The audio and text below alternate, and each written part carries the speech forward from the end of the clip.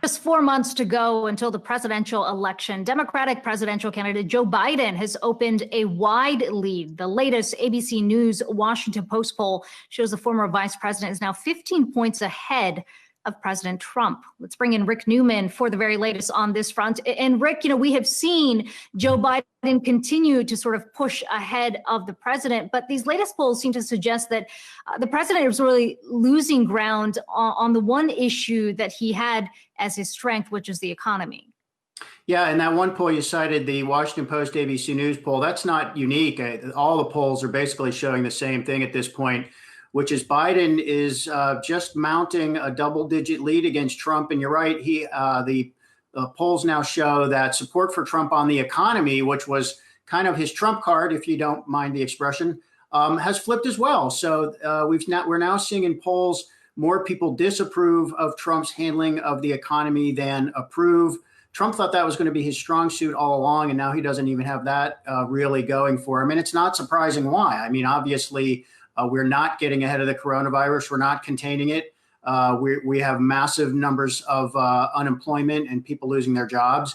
And we've seen some comeback in the economy, but we're really only back to about 1/3 of where we were in February before this all started. So people are noticing this. I mean, people are, the one thing about unemployment is when one person loses his or her job, 10 or 20 or 50 people hear about that. And even if you're not the one losing your job, you start to know people who have. And that tells you something's not right here. And that's the way people feel right now.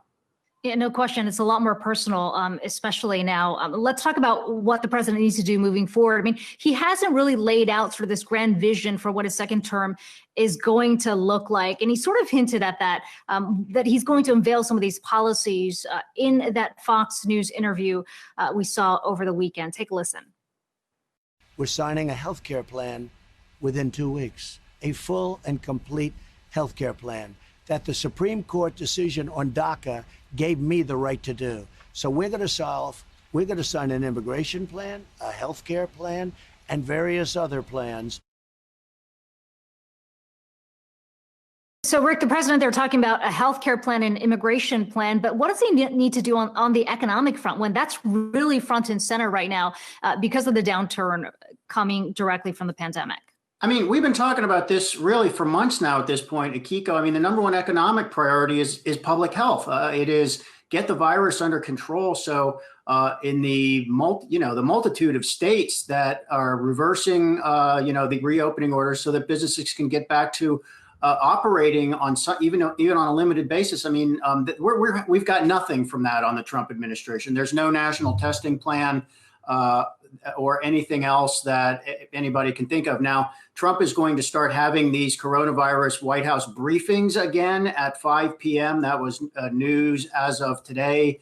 But that is not a plan. That's just a talking exercise. And it sounds to me like, based on what we know at this point, Trump thinks if he just changes the messaging on what's happening with coronavirus, that he will start to improve his approval ratings. But we've already seen this show. It didn't work the last time.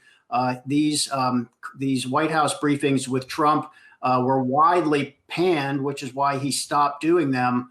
And without any actual new policy, I'm not sure what difference briefings are going to make. He said in that clip, we're going to have plans signed within a couple of weeks. No one knows what that means because he's trying to make it sound like there's legislation in Congress that's going to be a real plan, a law that will actually make. But there is no Republican legislation on immigration or healthcare. So I mean, I think the best guess is this is going to amount to these executive orders.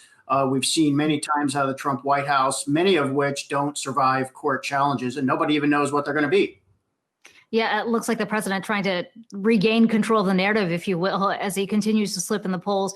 Rick, thanks so much for that. Hey, investors, Zach Guzman here. Are you interested in learning more about the markets and getting the latest financial news? Well, then click right here to subscribe to our Yahoo Finance YouTube channel. Get the latest up-to-the-minute market analysis, big interviews in the world of finance, and information on how to manage your money every day wherever you are.